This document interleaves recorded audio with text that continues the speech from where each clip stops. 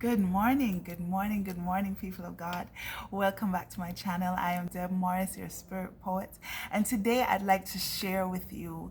I'd like to share with you just a little bit of a testimony that I came across the other day that sort of intertwined itself with my life. So, as you know, I have 9 children, 9, and I've often asked God. I've said, God, how am I ever going to be able to get into your presence the way I desire, the way I believe you desire for me to get into your presence? I'm like, God, this is so hard because, we have these children. Once you have children, you have obligations and responsibilities, and it takes a lot of time. So, God, how?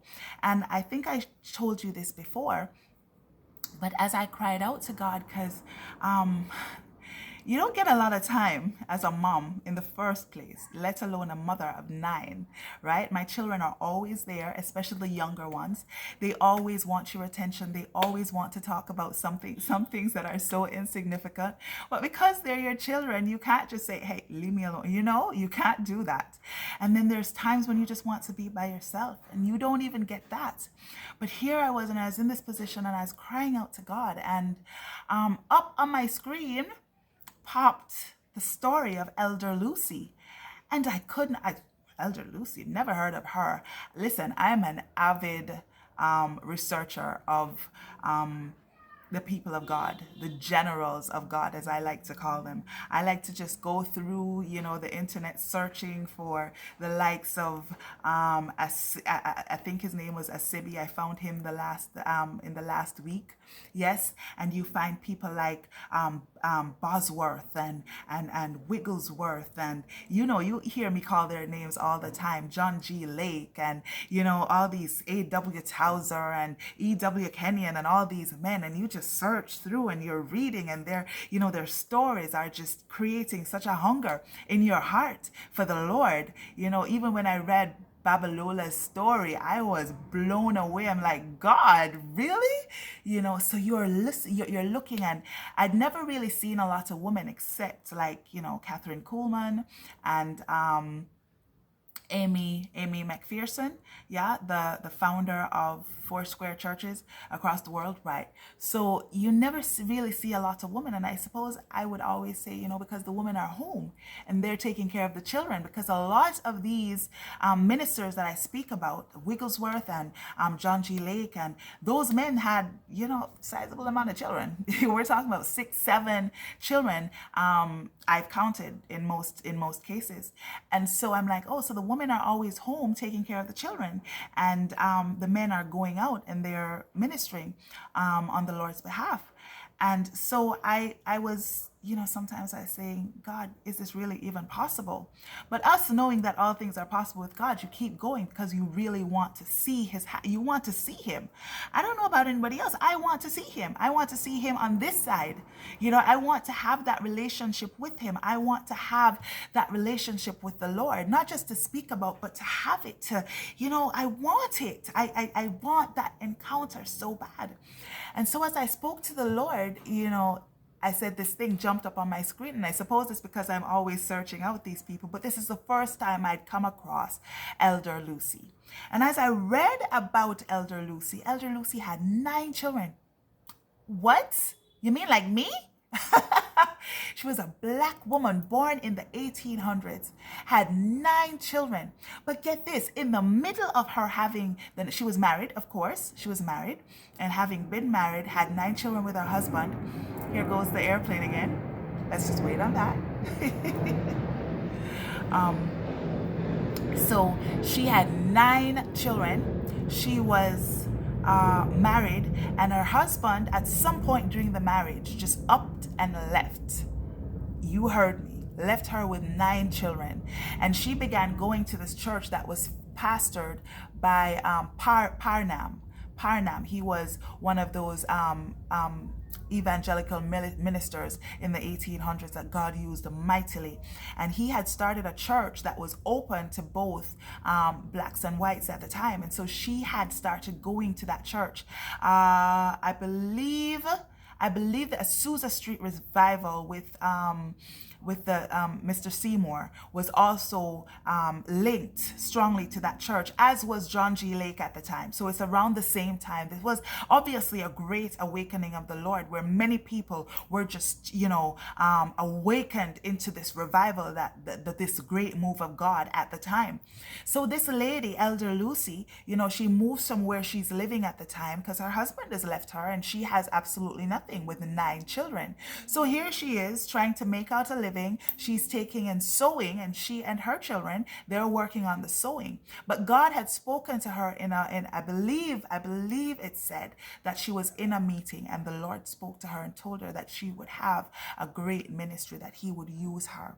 And the funny thing about it is, you don't see where she just upped and started doing anything, except that her bio says that she started having a prayer meeting in her 1-bedroom apartment, I guess, the 1-bedroom house that she lived in with her 9 children. She and 2 other ladies began to meet and pray there. And from there, the Lord just worked on, because of her obedience in that case, the Lord just began to work with her. And the story goes on to say that in a matter of years, she had been the first woman in the Chicago, Illinois area. Is that go? Chicago, in the Chicago area, to have a mega church. Imagine in those times, the one account says 5,000, another account says 3,000. So we can safely put the amount of people coming to her church between 3,000 and 5,000, right? And these were blacks and whites. And the story, her bio tells us that she went all around the Chicago area, and there were so many people healed, and that's how her ministry grew. The Lord used her as a faith healer. They said that when her church was finished, it was a huge church. They showed you a picture. And in the basement of the church, they would have like the wheelchairs and the crutches and the mechanisms of the lame and the sick that had been healed in her presence, just lined up in the basement of her church. This was a woman in those times, in those times, with 9 children, a black woman, what we call nowadays a minority, right? A black woman in heavily racist times, having a mega church that was ministering to thousands. The story went on to say that her husband at some point had returned, but by this she had started an outreach that was reaching thousands, a soup kitchen that was reaching thousands, an established healing ministry, and a radio ministry. Can you imagine? And we're here, we're complaining, God, I got so much to do. I can't find time. I can't find time to read your word. I can't find time to get into your presence. And this was a woman with 9 children, no husband to speak of for most of that time, taking and sewing, starting a prayer meeting in her 1-bedroom house. I can only imagine what the children were doing while they were praying. Yes. And from that little step, God just created just an avalanche of blessings upon this woman that even today she is known. When she died, they said, I think 65,000 people came to her funeral in the Chicago area. That's how much of an impact she made.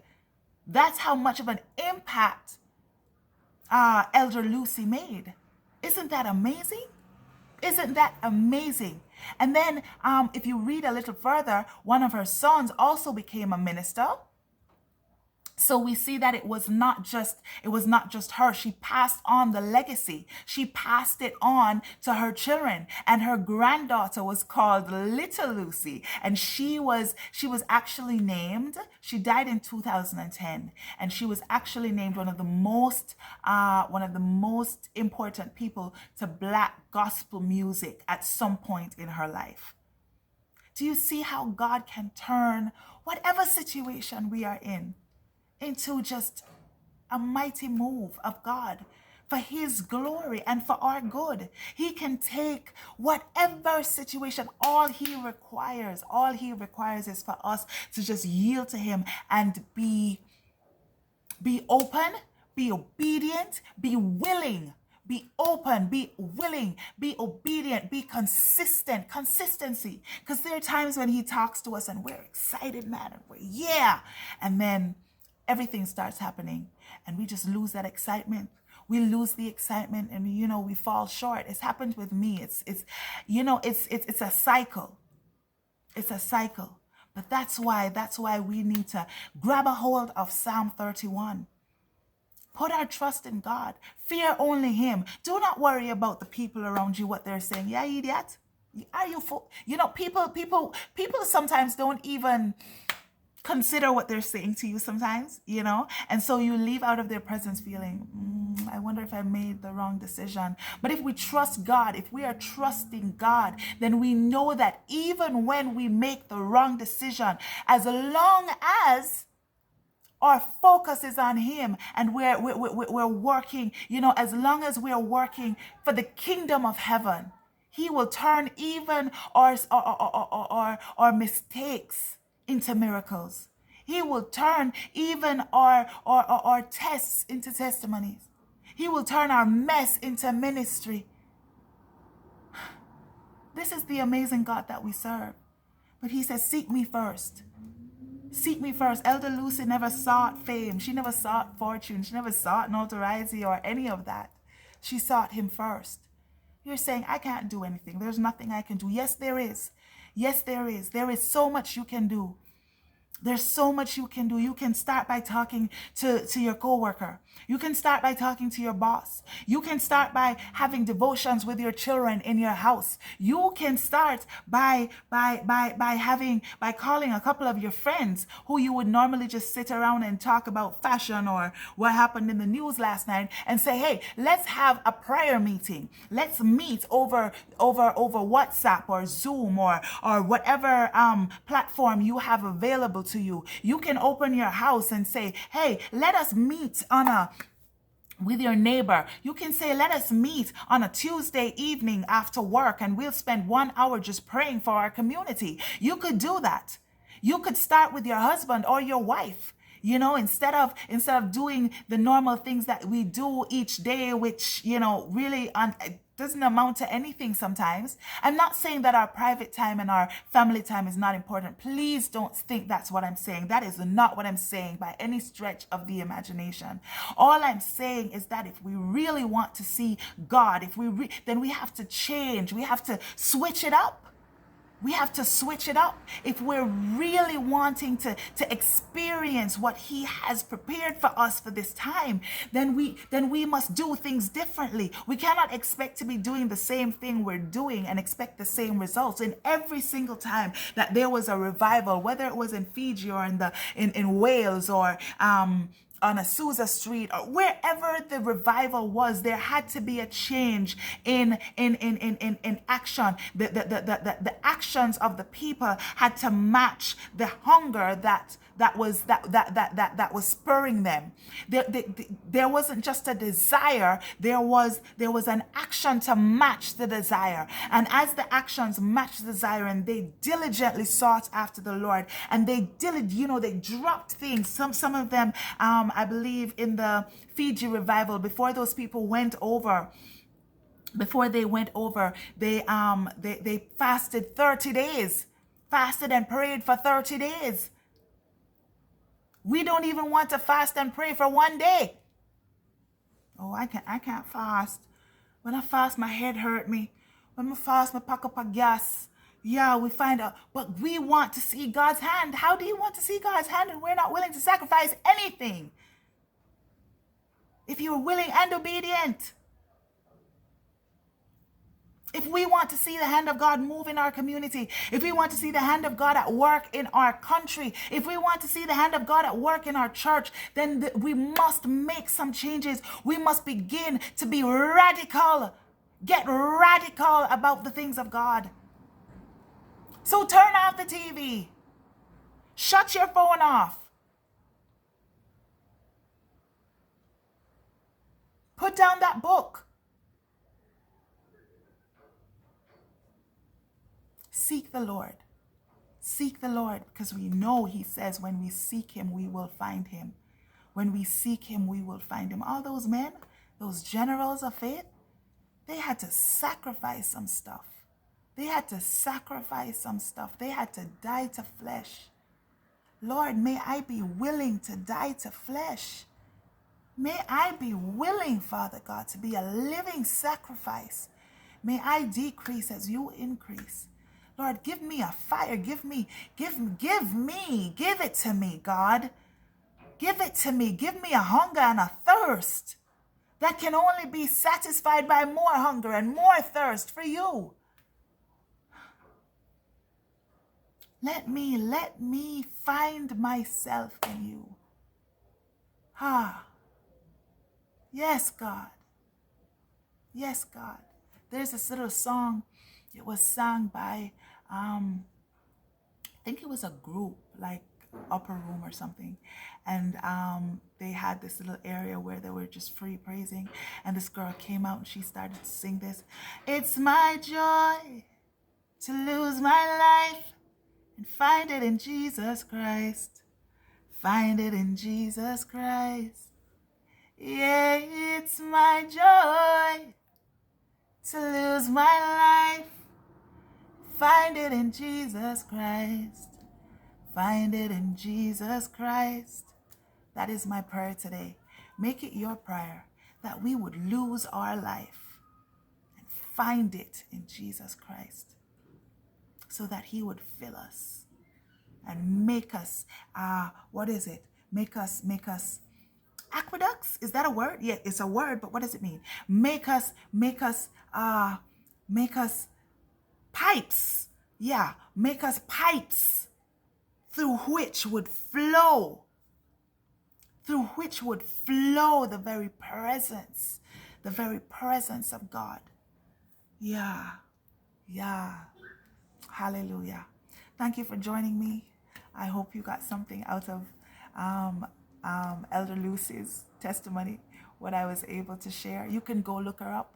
Her story is online. There are pictures of her and pictures of her church and pictures of stuff, that goes along with the story. And I encourage you,